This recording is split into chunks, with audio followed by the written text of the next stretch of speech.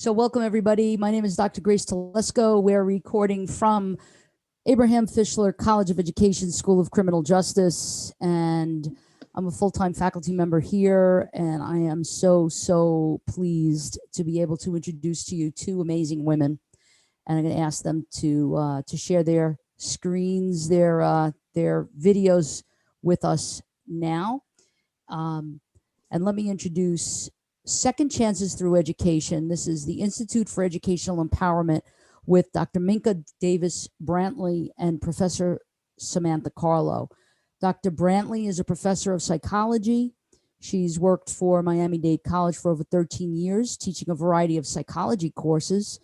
And Dr. Davis Brantley was awarded the Hank Meyer Endowed Teaching Chair at Miami-Dade College. Professor Samantha Carlo is an associate professor in the School of Criminal Justice, has over 20 years experience working in various roles in the criminal justice system. And her expertise in research, working with correctional populations, prison reform, and the expansion of post-secondary educational opportunities for those who are incarcerated, which is exactly what we're going to be talking about tonight. And Professor Carlo, just as Dr. Minka Davis Brantley I mentioned 2 seconds ago, Professor Carlo was awarded the Mitchell Wolfson Jr. Endowed Teaching Chair. So welcome to both of you. They're both great colleagues of mine, and I know them for a really long time. And so I'm going to just brag on the both of you because, you know, we're going to talk tonight about this educational partnership between a university, well, between a college, between an academic institution and those who are incarcerated. And, you know, right now we're in the middle of this this election, right? And there's this division, right, in our country, and there's a division along certain political ideologies, right? So before the YouTube live, we were just kind of chatting a little bit, and Professor Carlo was saying to me about crime control. You know, it's like kind of that tough on crime mentality, you know, that corrections should be punishment, that if someone's incarcerated, they should be punished for their crime. You know, if you can't do the time, you don't do the crime. That's kind of some folks' belief system. And, you know, Dr. Brantley, I know that you have been really immersed in the literature here, right? And we talk about psychology, we talk about trauma. We know that those who are incarcerated have experienced a great deal of trauma. So when we talk about second chances through education, this is a really novel program. And I'd like you to talk about a little bit about how you got started, if you want to give us sort of a brief summary of what the program is. And, you know, when we talk about prison programs, hopefully, anecdotally as well as empirically, we can see that they reduce recidivism, and that reentry success is really what we're all about. And that's what we should be about in criminal justice. So anyway, with no further ado, please, I'm going to stop my video for now so that Professor Carlo and Dr. Brantley can kind of give you the overview of what this amazing program is, how it got started, and how they feel it's helping individuals in their lives and all of the stakeholders. Because, by the way, it's not just the person who's incarcerated, but it's all the stakeholders, you know, society and the victims and the families of the victims and the families of those who are incarcerated. So do we not deserve a second chance? The answer is we all deserve second chances. There but for the grace of God go I, is what I always say. And so this is an amazing second chance through education. So please, with no further ado, Professor Carlo and Dr. Brantley. Hi. Sam, if you let me launch, I can get us started. So thank you so much. I know we're struggling with last names because we're so used to calling one another by first name. So thank you, Grace, or Dr. T.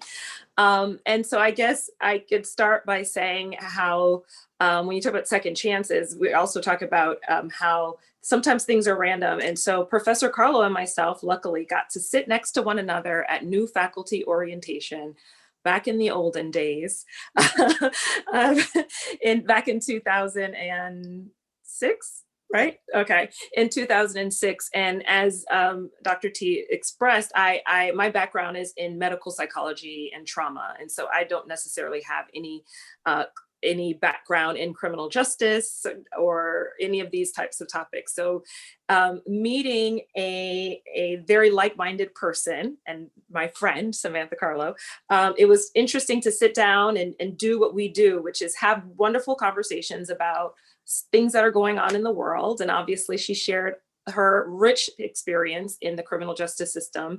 And I was intrigued because it was interesting.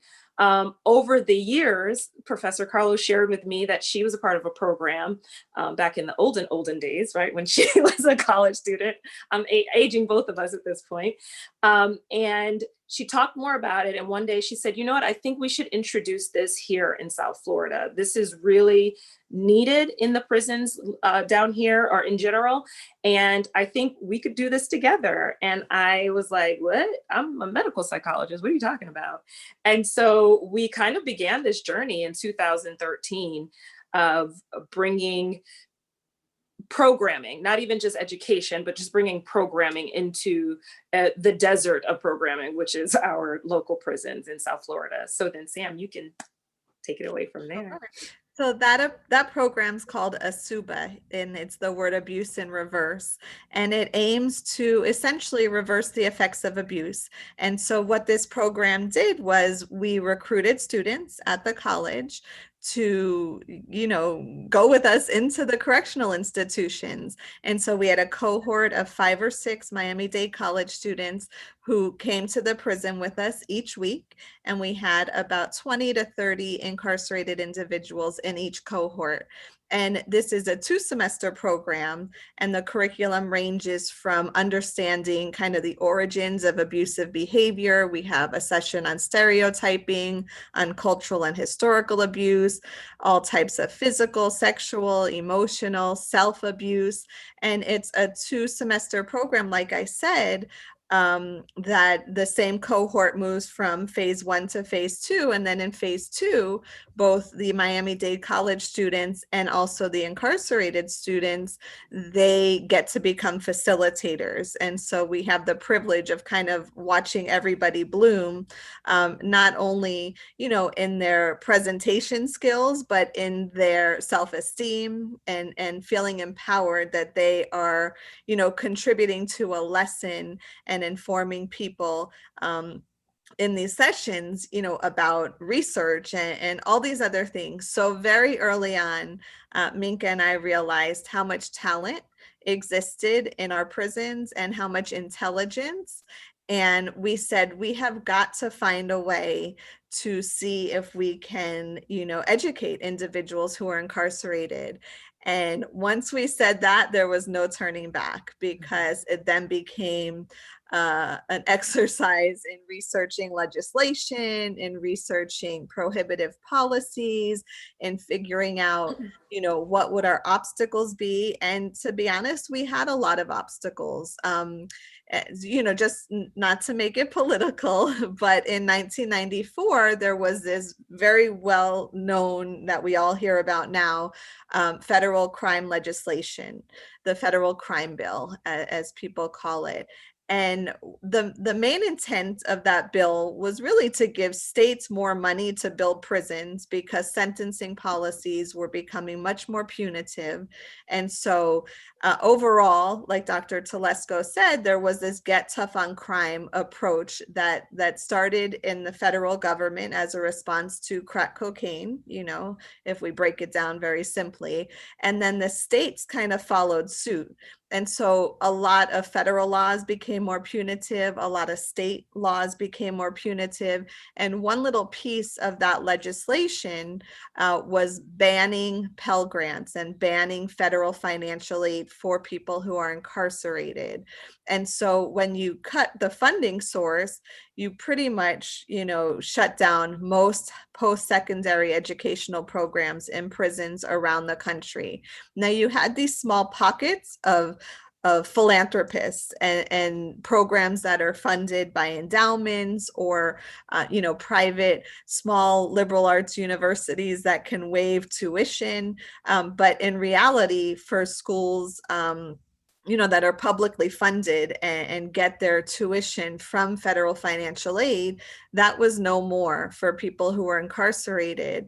And so that was the biggest obstacle, because as a state institution, we can't waive tuition, and we understand why. But Florida also had some laws and still has some laws that made pursuing higher education in Florida prisons a little bit challenging. But we persevered.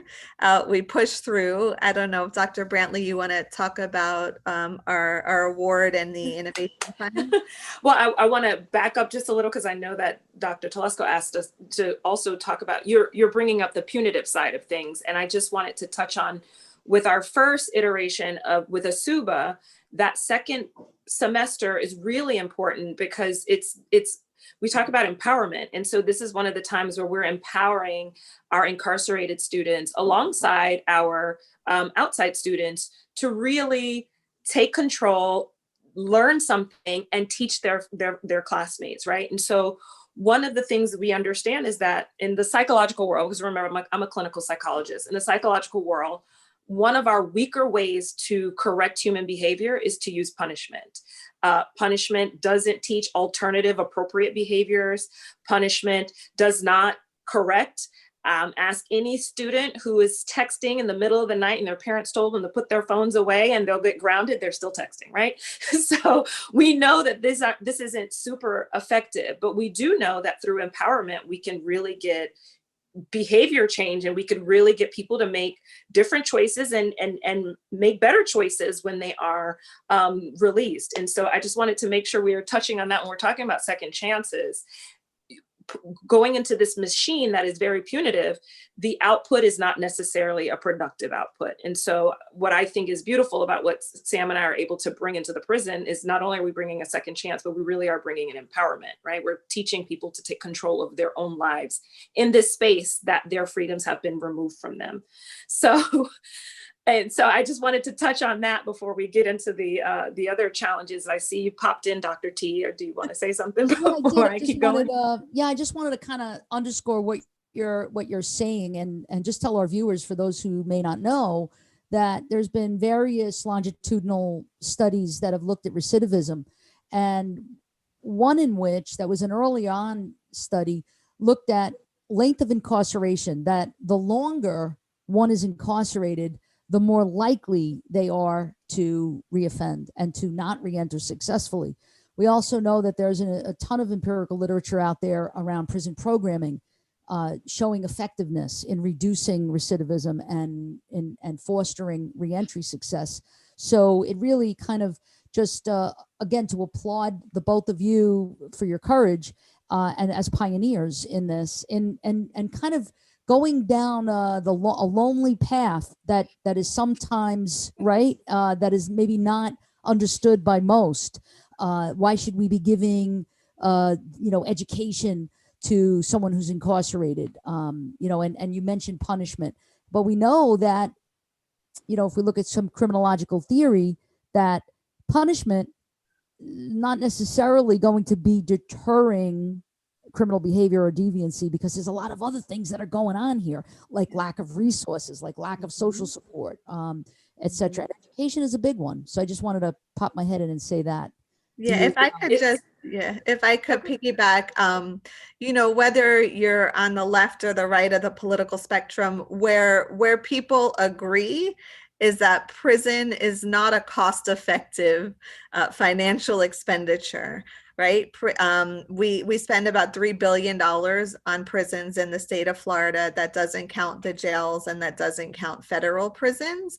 And when you have anywhere between 40 and 70% of individuals who get released from our prisons going back, then even the most conservative, if we want to call them tough on crime individual, realize is from a financial perspective, what we're doing doesn't make sense, because then we're just continuing to funnel money into a system that's not necessarily effective. And I must say that we have had great support from our correctional administrators.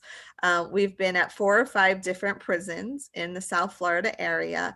Right now, our home base is called Everglades Correctional Institution, and Region 4 of Florida Department of Corrections, and all the way up to Tallahassee.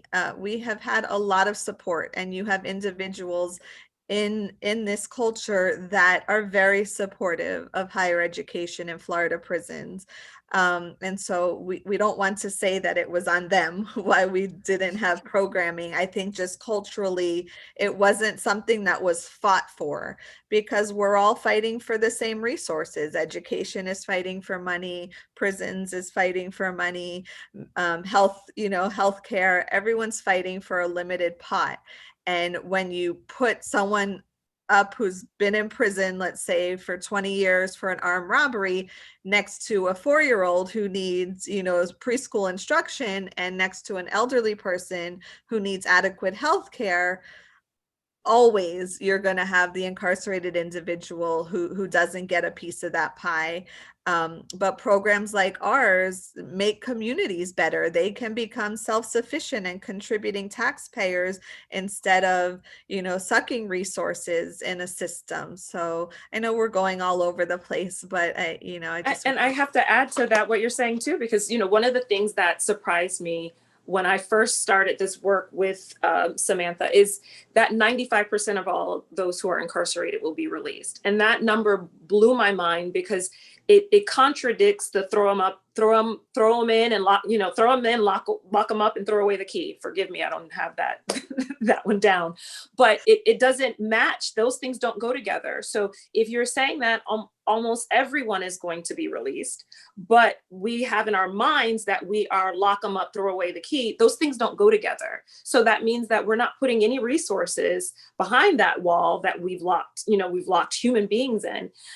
So it just isn't an effective way to do things. And so if those 95% are going to be released, and then what you just said, Sam, is when you painted that picture of the 4-year-old next to them, I also thought about some of these guys have families, and families, maybe not their own children, but maybe nephews and nieces and cousins that right now, I'm sure there are a lot of parents who wish they had another adult in the house to help them do remote learning, right?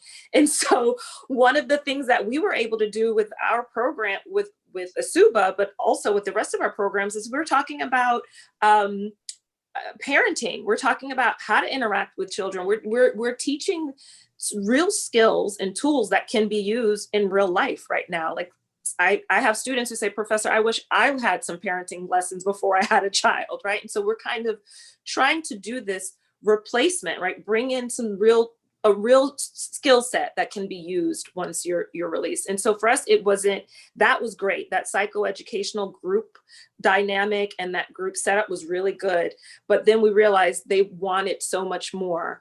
Even when our incarcerated students are offered opportunities, they're often not at the level of what Sam and I are able to provide for them, right? They're not usually at the level of this upper level, higher academics, which a lot of them are hungry for. To this day, I'm quite impressed when I walk into a classroom, or when we would go into Asuba, and we would leave Asuba one day talking about domestic violence. And the very next week, our guys are coming in with articles that they found to extrapolate and learn more about the topics that we're sharing into class. So for us, it was very clear that what we were doing was pretty powerful, but guess what? There's another step we need to take here. And it's not just continuing what we're doing, but we really did want to bring academic courses into the prison. Beautiful. Yeah. Well, we have a lot of viewers who are with us on YouTube and commenting. And I just wanted to share with you some of their comments. So we have, we have my dean is on, Dr. Durham is on. Hi, Dr. Durham. Awesome that she's here with us. Kim Lawrence is with us. Dr. Jacobs Kind is with us. Of course, my two amazing seniors, undergrad seniors, David Troxel and Josh Enfinger. And we have someone named Mela and saying, hi, Professor Carlo and Dr. Brantley. Oh, I Melania? participated. Melania, Is it Melania? She says, great program. So is that someone who was in part of your program? Melania was one of our students who participated in Asuba. It's probably been about 2 years now. And Melania was a great contribution to the program. Melania's a mother, has 2 young daughters, but felt that this was a program that she couldn't pass up. So, you know, there's a selection process, there's an application and an interview, and we select students who we think would be a good fit to join us inside the prison, and students who we think are change makers, who will use their time in this program and reflect on everything that they experienced and then go out into the real world, no matter what they do, you know, with this experience, you know, in their memory, and hopefully it moves them and motivates them to make some change. Yes, beautiful. And Kim Lawrence is asking a question. Do you have a program in the women's prison at Lowell? We do not. Lowell's a little too far. It's not in our catchment area. That's my favorite word, catchment. Yeah. But so Lowell, there are so we're also, because of the work we've been doing, we're part of a Florida coalition of higher education and prison programs, and we're also part of a Southern collective of higher education and prison programs. So I actually had a meeting today with people from Tennessee and Louisiana and Mississippi and Georgia. There are a lot of HEP, we call HEP, higher education and prison programs. There are a lot of them all over the country. You would think Florida would have more, considering that we have the 3rd largest prison population in the country. But we're connecting with a lot of these people. So to my knowledge, Lowell does not have a HEP program. I think, and I don't want to misstate it, I think UCF, they definitely have a HEP program. Shout out to Carrie if she's watching. And I know that they're trying, because that's more Central Florida, they're trying to expand, because Lowell's a little far from Miami-Dade College. We do have a female prison down in Homestead, which is more in our area. And as we expand our programming, we're definitely looking at expanding to the other programs in the South Florida area. Great. I have another shout out for you here from Michaela Tomova. Oh, that's our Dean. Butchering your name. My apologies. Dr. Tomova. Yeah, Dr. Tomova is our faculty dean, yes. And she is our biggest cheerleader. Awesome. Awesome. And all of our administrators at the She's college. The fuel to the car. Listen. You're talking about my dean. Wait a second. Oh, sorry. we can't be talking about the same person, are we? They need to get together then, because that's right. That's right. Yeah, it's a really beautiful thing to be able to have leadership that is just not only provides mentorship and guidance, but insight, and is so supportive of any programs that you want to do. It's just really, it's a blessing. And I know, for one, I am blessed deeply by Dean Durham. And if I could add to that too, Grace, I think you mentioned earlier how this work can be very draining and how it can also be very lonely. And one, I'm very lucky and blessed to have Sam, right? I have a person with me who's, when I'm in it, we're in the trenches together. But when we are released from those trenches, it's really, I don't know if we could keep moving forward with this type of passion if we didn't have the support and the backing that we have from our administrators at the college. So Dean Tomova, President Harrison, Chair Mooney, like we're very, very, very lucky. So it's not just to help the program move forward, but just for our own mental health and the ability to keep doing this very challenging work. We needed it. Yes, agreed. And so I wanted to just throw out this, we're in an election right now, and one of the biggest things as it relates to ex-offenders is voter restoration. Yeah. And so we know that we've got, like, unprecedented, from what we understand, breaking records right here in South Florida, for example, of people already early voting. And isn't it true that this is the very first big presidential election where we have some ex-offenders who had their voting rights restored who are actually voting now. Is that true? That is true. So 2018 Amendment 4 passed, and I got to give a shout out to my former student, Desmond Meade. Desmond Meade graduated from Miami-Dade College, and it is completely because of his will and his determination that Amendment 4 was on the ballot in 2018, and almost 65% of Florida voters agreed for felony restoration. We've had some bumps in the road with regards to some legislation passed in Tallahassee that tried to limit who could actually get their voting rights restored. We're not going to spend a lot of time on that, but there's been some litigation. But hundreds of thousands of people are now eligible to vote as a result of Amendment 4 that had once been disenfranchised, probably would have been for the rest of their lives.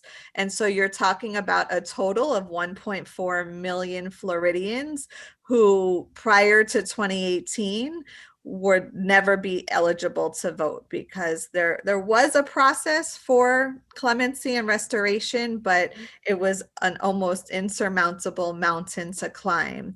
So yeah, we're seeing numbers. And it will be very interesting to see the tally. You know, our voting systems are very fragmented, and they're based on counties in Florida. We have 67 counties. They each have their own supervisor of election. They each have their own way to document if somebody can get their voting rights restored. So Desmond's organization, the Florida Rights Restoration Coalition, that's their main initiative.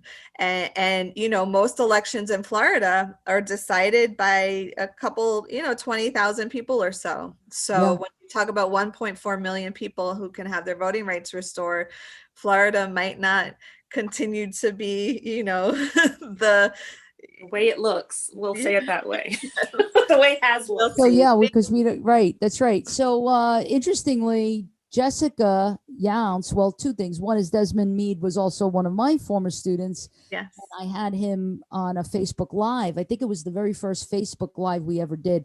And Yes. Desmond came all the way from Orlando to do that with us. And Jessica Younce, who works for the Florida Coalition as Yes. well, is a PhD student here at Nova in the School of Criminal Justice. So Very cool. yeah, so it's just like we're 6 degrees of separation, right? Yes. So for let me ask you this: and it's just, was there anything else that you guys wanted to add about the program, about the results, about any anecdotal experience, or any empirical data that you might have as a result?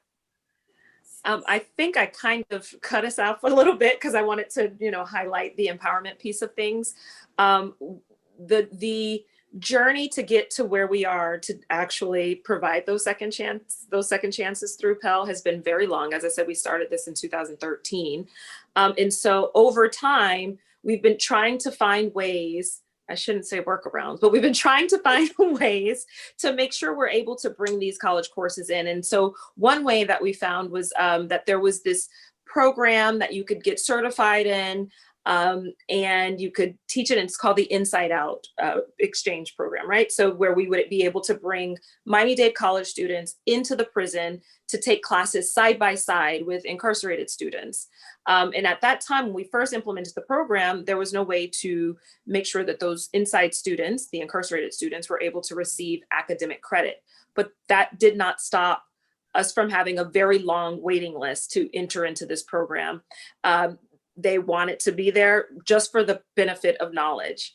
And then things took a wonderful change. And so Sam, you want to say? So through our first cohort of Inside Out, the Inside Out Prison Exchange Program, Dr. Brantley, I taught a constitutional law class where I brought 15 students from Miami-Dade College into the prison each week to take the class with 15 what we call inside students. We are erasing the word inmate from our vocabulary. So if anyone's listening, this is the educational piece. The word inmate's it's dehumanizing language, and we like to use people first language. And so you'll hear us call them inside students or incarcerated individuals. And the students really, it really resonated with them that we weren't walking in and looking at them like they were inmates, right? We told them they're students and they're just like the students who are coming to take their classes. And so I taught a constitutional law class, and I remember a student, his name is Larry, and Larry took my first test and got 100. And that never happens. So any of my students listening, they know that. And I was super proud. Then comes test number 2, and Larry gets another 100, right? And then test number 3, another 100. And we're talking about constitutional law with case law and, you know, amendments and a lot of complicated material. And Larry's someone who's been in prison for plus 30 years. And he said this class is his dream come true. And so he felt so proud. I've been in contact with his parents, and they're super proud as well. And the classes represent this glimmer of hope of what someone's potential could be, because for so long they think, you know, they can't add anything of value and they can't contribute. But it's our inside students who really motivated our outside students to value the process of education and take some time and slow down and appreciate what you're learning, and be grateful for this experience, because not everyone has access to education. I have to add an anecdote to that. We had a student, and so I taught intro to psych. So just so everyone knows, the 15 students that Professor Carlo had in her constitutional law class, they switched and went into my class the next semester. And the students that I had in introduction to psychology switched and went into Professor Carlo's class the following semester. And so we had a student, an outside student, a traditional Miami-Dade college student, who was preparing for her speech class. She was reading her notes and preparing for speech class. And one of the incarcerated students noticed, and they all kind of got together to give her tools to help her to be successful on her speech class. And I think Sam and I, Professor Carlo and I, just sat back and just had to take it all in, because it was just such an impressive thing to watch. And she says until this day, they actually taught her how to learn. They actually were teaching her how to study. It's something that she had taken for granted for so long, that, oh, there's a person, they stand in front of the room, they talk to you, and they give you a test every, few months. And here she's like, no, they changed how I understood the material. And academics, professors know, you can look at a student and sometimes it feels like you can see the gears turning. Professor Carlo and I saw that so much. It just impressed me and made us, we were supposed to be there for 2.5, 3 hours, and it made us want to stay longer, just because you could see that there's this hunger and they're getting it, and they really want to get it and use it. And not only are they getting it and using it, they're also teaching our outside students how to get it. So that was really empowering. That's awesome. That's so awesome. Now that sounds like a lot of anecdotal, wonderful success story, right? So for those researchers who are watching us and saying, well, where's the empirical literature taking us? Where is the data to support this? And I also, before the program, you were talking about that you've just got refunded. So that means that you were awarded another grant, correct? To continue the work. Yeah, so we had a launching grant from a wonderful organization called the Laughing Gull Foundation. This is a small family foundation whose priorities are higher education in prison and LGBTQ issues. So it's an interesting kind of intersect. And they're all about inclusion, right? And so we got funded from them. We're so grateful, because that allowed us to pilot our first credit bearing classes for our inside students. And so instead of having to rely on this inside out format, we were able to offer just a traditional 3-credit ENC 1101 class this past spring, where we had 19 students take the class and pass. They all got a C or higher. And so it's kind of expanding our initial mission, because now we have an English faculty. And then this past April, we also found out that we were selected as a second chance Pell site, which is an enormous accolade, because there were 300 or 400 applications. We were one of 60, I believe, schools that were selected in this cohort. And so now the individuals who we intersect with in the prison, now the college can collect Pell Grants for them to cover the cost of their tuition. So starting January, we're rolling out a full AA program, a general liberal arts pathway to a bachelor's degree program at Everglades Correctional Institution. So it's on the schedule. We're fingers crossed that COVID cools down a little, but it's on the schedule to offer four 3-credit classes to a cohort of 30 students starting in January. So we're really excited about that. So, but right now you're locked down because of And COVID, if I could add, correct? Yeah, I'm sorry, Dr. Brantley, go ahead. No. I just was going to add to what Samantha was saying. And when we're talking about numbers, I mean, some programs, when we talk about what recidivism is and that return to prison after you've been released, some numbers are as high as from 70% recidivism rates down to 1 or 2%. Some of these higher education in prison programs in other states have recidivism rates at 1 and 2%, which is substantial, right? And all the research says, I think there was a New York Times article that said the most effective way to keep people out of prison is to give them jobs, but not just everyday jobs that, go get a job at McDonald's, but also give them skills so that they're marketable and they have options, right? And so I think that's some of this, what we're trying to do as well.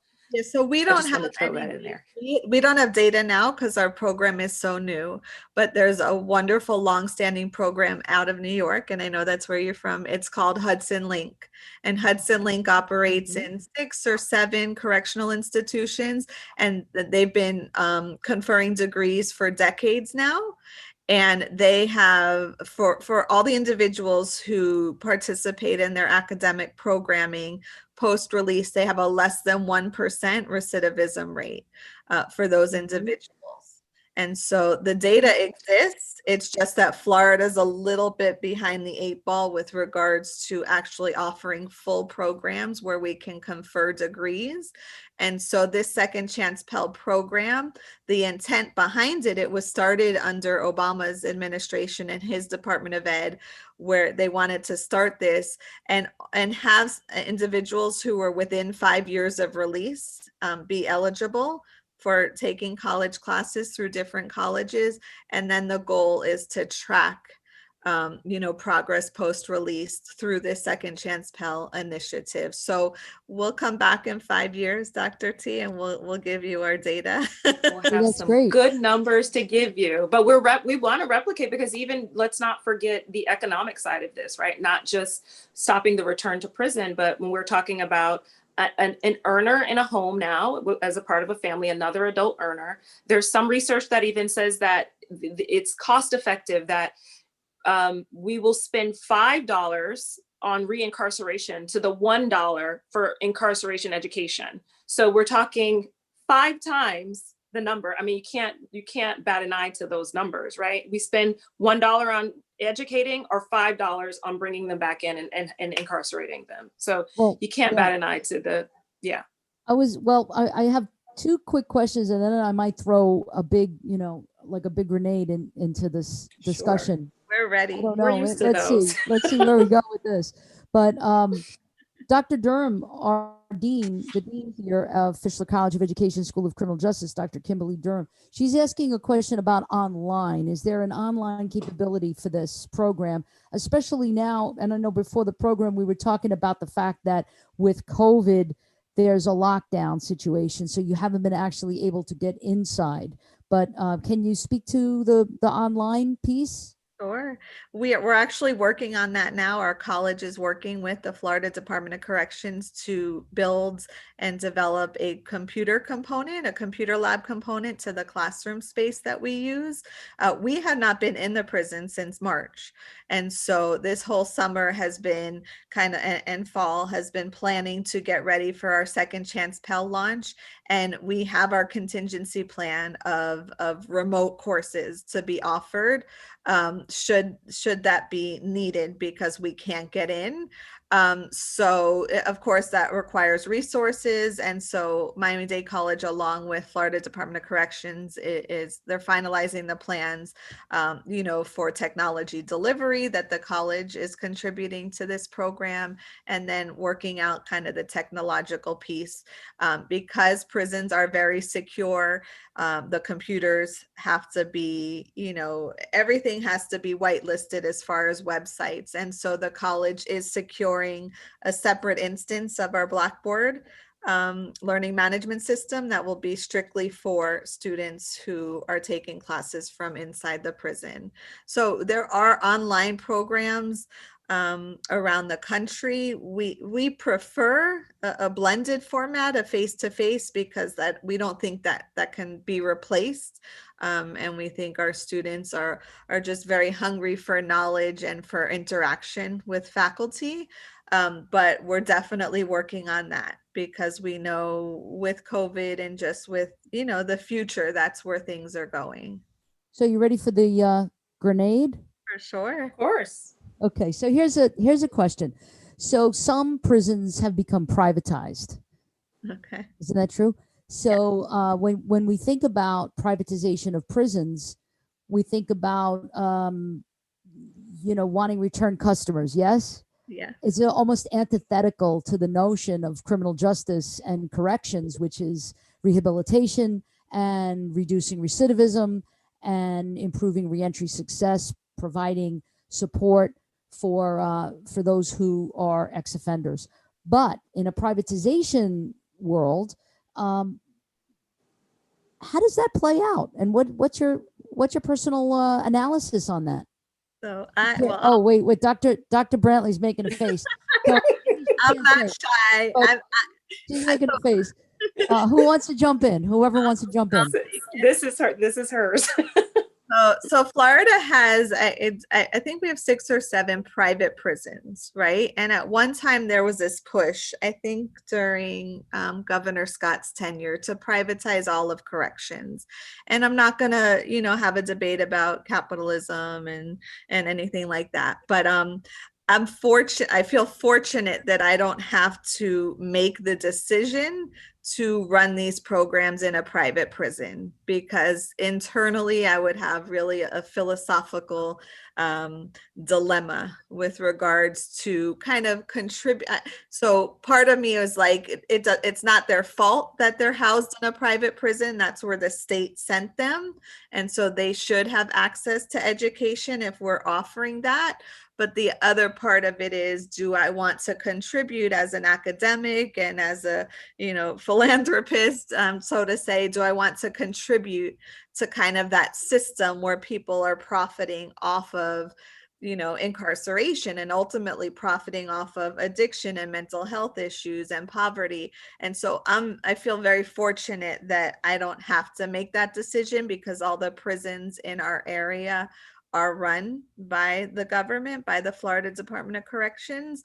I would have a big conflict internally if we only had private prisons as an option. But, I'm not shy in saying this. I'm completely against the privatization of prison.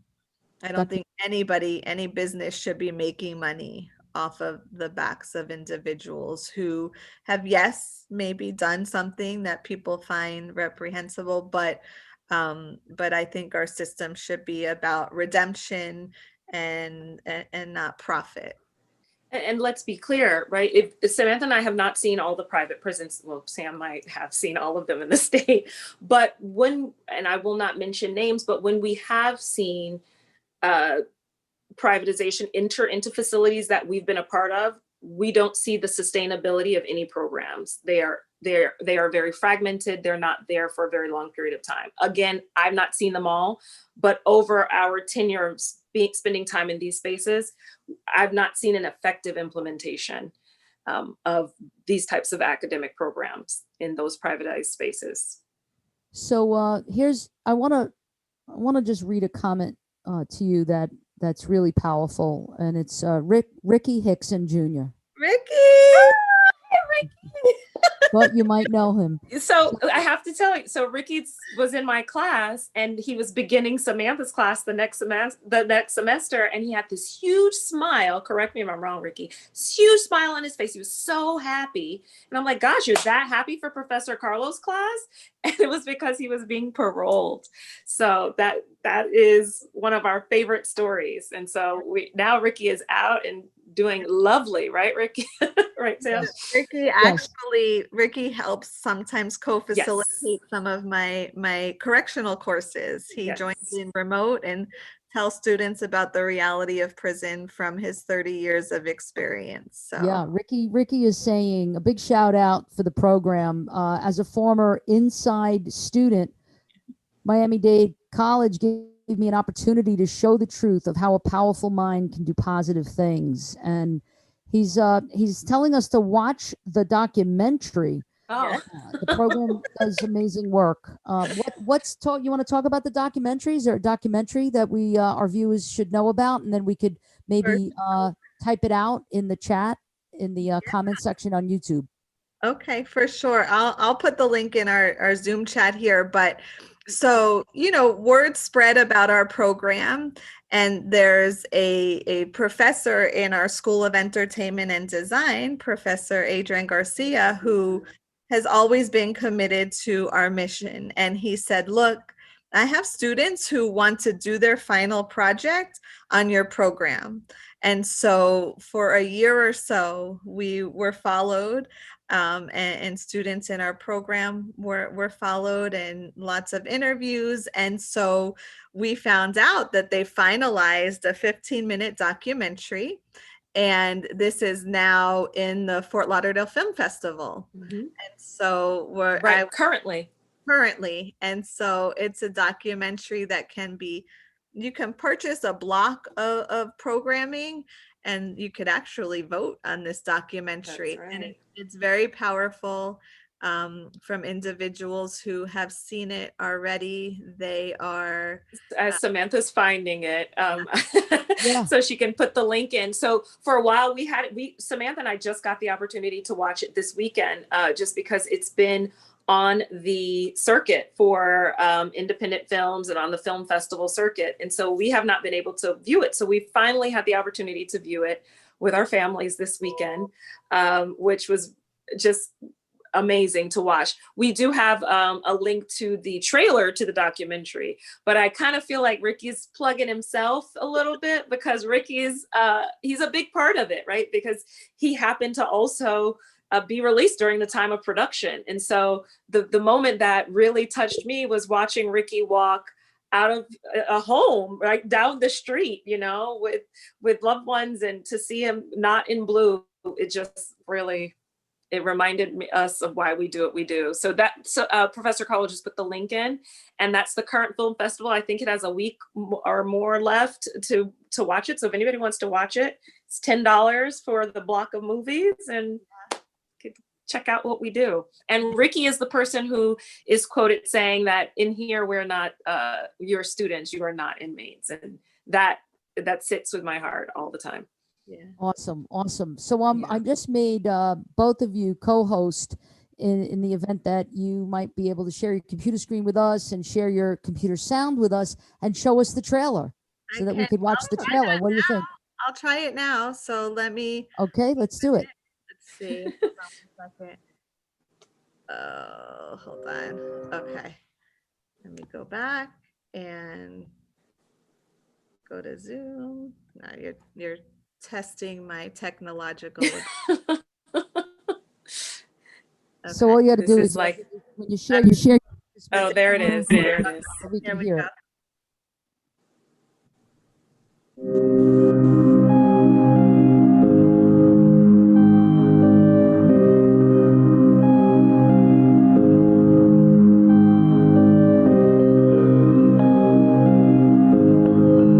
Looking back on the program, my expectations really were just open-minded because I really didn't know. After all what happened, it really exceeded anything that I could have possibly imagined.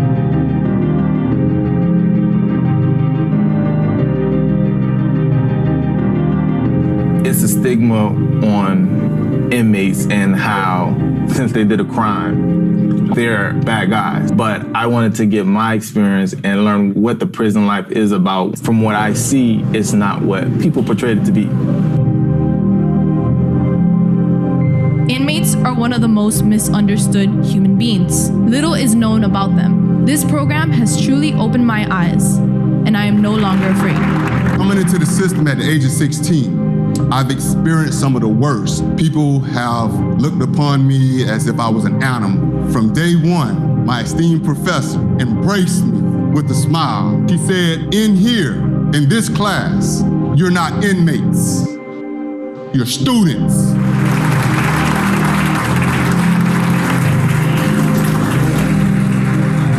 Two worlds have come together, and it's one world.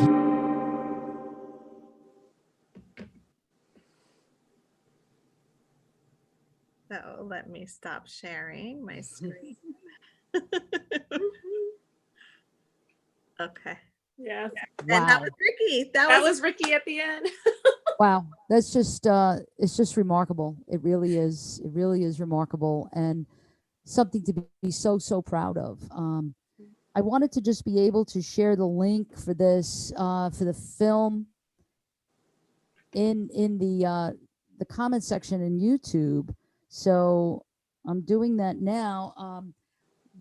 I'm just trying to see if we have any more comments. We have just a ton of folks that are just singing your praises and saying how amazing this program is, and they're so grateful. I have a couple of my PhD students that are also watching us, so I'm really glad that they're here. Carice is one of them. She says, yes, Ricky, in Here You Are, students, that was powerful. I look forward to watching the full documentary. And Mela said, saw some familiar faces, Steve and O'Neill. Oh, yes. Steve and O'Neill were in that. Those are her classmates. I mean, it just is crazy. Steve is a very interesting guy.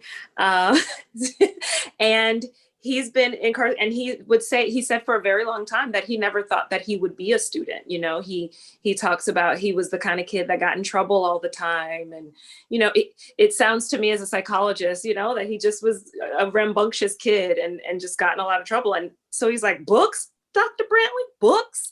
And I'm like, yeah, books. And he enjoyed the class and he stuck it out with us, and he did actually pretty well. So these guys are just so inspiring. Just seeing that, it's 1 minute and 37 seconds and we get to see them, and it still really just reminds us of why we do what we do and why it's so important. Yeah. And we haven't seen them since March, so Yeah. we feel a little disconnected. We also Yes. actually lost a student Yeah. to COVID in the prison, Yes. which was, you know, very sad for us because it makes it real. Yeah. And you know, Sam and I still haven't really even processed that so much because, you know, we're all dealing with COVID on all types of levels. But for us to know that when it says that he's released, and we know that he was not released, that he died of COVID inside of prison. And so that was very unsettling. But one of the things the college did that kind of assuaged our pain a little bit is for any student at Miami-Dade College who passes away or has been impacted by COVID, the college sends their family something, right? They acknowledge that they were a Miami-Dade College student. And so something that is giving me a little bit of comfort is knowing that he wasn't just, you know, inmate number, fill in the blank, but also he was a Miami-Dade College student, and his family gets to remember that about him. So, Right. Exactly. So yeah, COVID has really impacted so many people on so many levels, but particularly those who are on the inside. And, you know, I do had done a prison ministry for a while, bringing various inspiration and encouragement into the Paul Rhine facility to the women's jail. And once COVID happened, that was it. They were on lockdown. I don't know what the current situation is now, but as far as no volunteers are allowed to go inside at all still. And we were in touch with our particular contact person who asked us to make videos. So we did some video presentations and we're able to send those inside to Conti and to Paul Ryan as sort of, I mean, it's not the same thing, you know, it's just, it's them watching a video then of us making a presentation, which is so different than us going in personally and establishing that rapport and establishing that relationship. So, you know, COVID has hit just on so many levels, really devastating, you know, so many people and so many programs. So what would you say is the hope for the future? Well, for COVID to go away magically and us go into prison, right? That is something that Sam and I have wanted, is we really just want to get inside, right? We want to get inside and really activate this program. We've been working toward this goal for so long. And I know that COVID has stopped so many people from lots of goals, but for us, we've been working so long, and to have this wrench, talk about a grenade. This has been a huge grenade. So we just want to get inside and actually teach our students. You know, Melania talked about O'Neill, and I think about I still remember things that O'Neill has said to me because they're just so well thought out and well processed and digested, and it just floors me that I'm not able to be there to actually have that, what you're talking about, Grace, have a human connection to really strengthen what's happening in that space. It's been challenging. Yeah. Because even when we were going in, when pre-COVID, for many of our students, we were the only outside contact with the world that they had. You're talking about some people who've been in prison 20, 30, 40 years. Either their family is gone or their family has kind of dismissed them. And so just from a humanity perspective, to have kind of stimulating intellectual conversations with another human being, not that they can't have it in there, but just, you know, outsiders coming in and bringing kind of the real current world into their lives is effective. Yes. So let me ask you this: do you ever partner with other educational institutions, other universities, maybe at the master's or the PhD level, in terms of having research students, or perhaps those of our PhD students who might be working on their dissertations, maybe doing some collaboration with you? What do you think about that? I'm putting you on the spot right now. Well, maybe Dr. Tomova, if she's still listening, tell us what we're allowed. We're all about this program awareness and always bringing in people who we think could benefit from the experience, but we're very opposed to just bringing people in who want to come and look. If you're devoted to the mission, if you're a firm believer in redemption and second chances, then we're on board to collaborate with whomever. And a lovely dream would be if our students when they get their associate and even baccalaureate degree, that maybe we develop a streamlined transition into a graduate school at Nova Southeastern University. Well, that sounds like a really good idea. Because I mean, the college already has the partnership, right? I mean, we have psychology fairs where Nova comes in, and the students, it's a very natural progression. It's South Florida, so this would be a lovely natural progression as well. It would be. It would be. I'm so glad that Dr. Durham is on, is watching, and so maybe some, the wheels are turning, and she's going to chew on it and think about it. But anytime we can make any kind of collaboration with a sister educational institution, I think that's a great idea. And I just wanted to say thank you to my two behind the scenes students, David Troxel and Josh Enfinger. There are federal work study students who work with us here in the Sociodrama Community Initiative. They're my left and right hand. I cannot do anything without them. They any success we have in any other programming is really goes to them, because they are, like I said, my left and my right hand. So I really appreciate them. I know they're behind the scenes, and they're seniors, and so I'm already crying, thinking about what is it going to be like to part, to support ways. But trying to convince both of them to come into the master's program, because we really have a great master's program in criminal justice here, and a fantastic PhD program as well. So I'm going to give you guys the last word. I absolutely feel so blessed to know you personally, both of you. Feel really hopeful that there's people in this world like the both of you to make a change, to do what is the courageous thing to do, which is sometimes feeling like you're swimming against the stream. But when you talk about a Ricky, and I'm so grateful that Ricky was on tonight.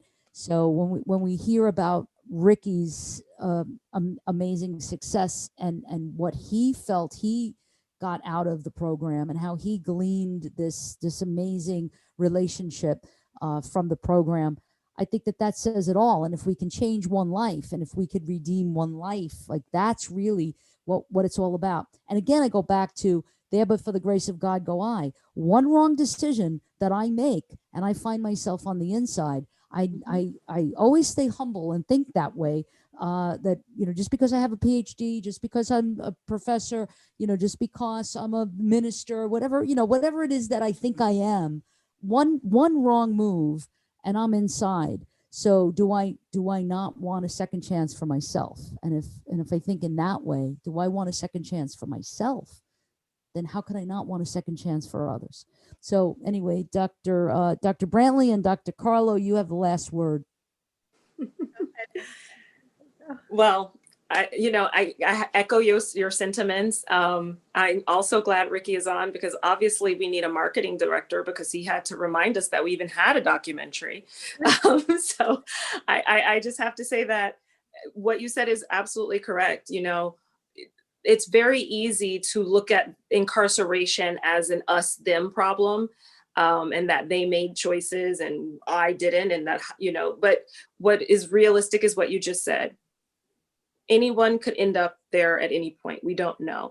And so what I would like to do is I would like to make sure that people understand that we work with human beings, and we work on this very important mission because it matters. What we're doing matters. We get to change lives. We get to change families.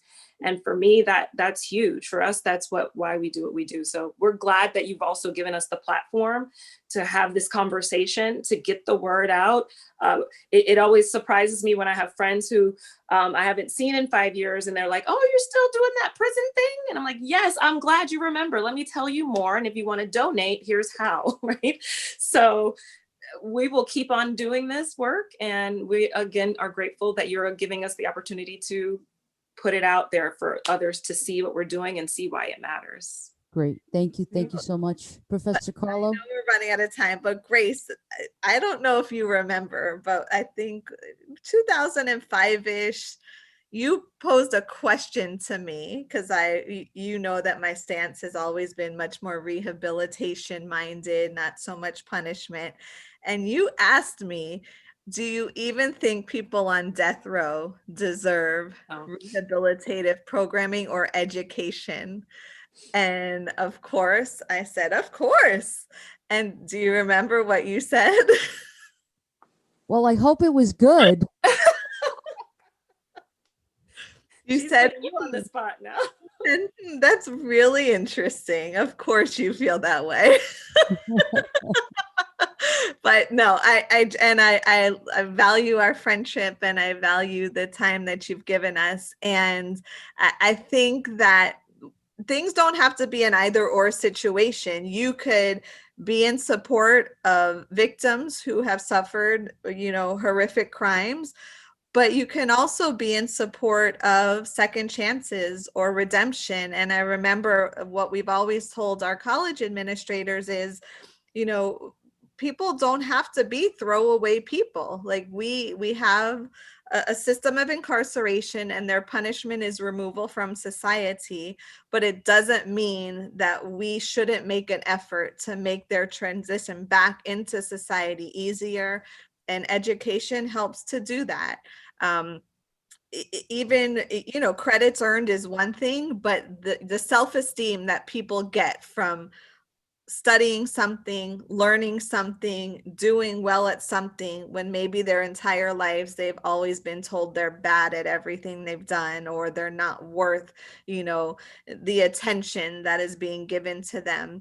We just completely reject those notions. And we're, you know, second chances is our mantra, and that we can't be a society that, you know, that treats people so horrifically because they maybe have a past indiscretion or have done something, you know, to victimize others. So this will be our mission forever and a day.